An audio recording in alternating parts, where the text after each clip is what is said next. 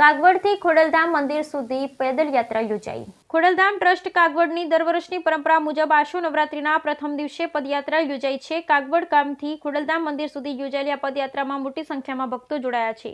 પ્રથમ નોરતે મહાઆરતી, ધ્વજારોહણ અને યજ્ઞથી મા ખોડલના પોખણા કરાયા હતા।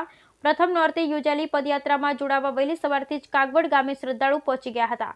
નરેશભાઈ પટેલે જણાવ્યું કે 2011થી ખોડલધામની પરંપરા પ્રમાણે પ્રથમ નોરતે પદયાત્રા યોજાય છે। આદ્ય શક્તિ આ પર્વની શરૂઆત થઈ રહી છે ત્યારે સૌને નવરાત્રિના શુભકામના નરેશ પટેલે પાઠવી હતી। પદયાત્રા મંદિરના પટાંગણમાં પહોંચ્યા બાદ મા ખોડલના ચરણોમાં શીશ ઝુકાવી ભાવિકોએ આશીર્વાદ લીધા। જયેશ રાદડિયા મામલે નિવેદન આપવાનું ટાળ્યું હતું।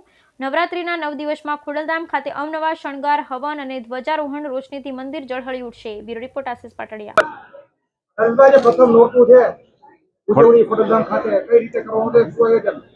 ખોડલધામ ટ્રસ્ટના પરંપરાગત મુજબ આજે આ 15મી પદયાત્રા કાગવડ ગામેથી માતાજીના ચરણોમાં પહોંચી ગઈ છે।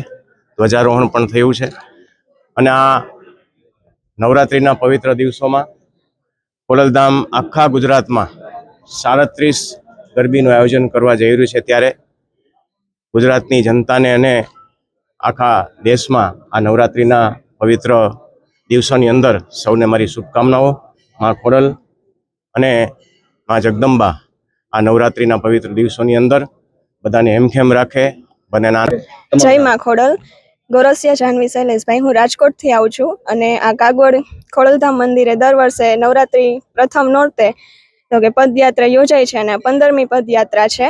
દર વર્ષે લાખોની સંખ્યામાં લોકો અહીંયા આવે છે અને પોતાની તો કે આસ્થાનું એક આ પ્રતીક છે અને દર વર્ષે ઘણા લોકો છે પદયાત્રામાં જોડાય છે।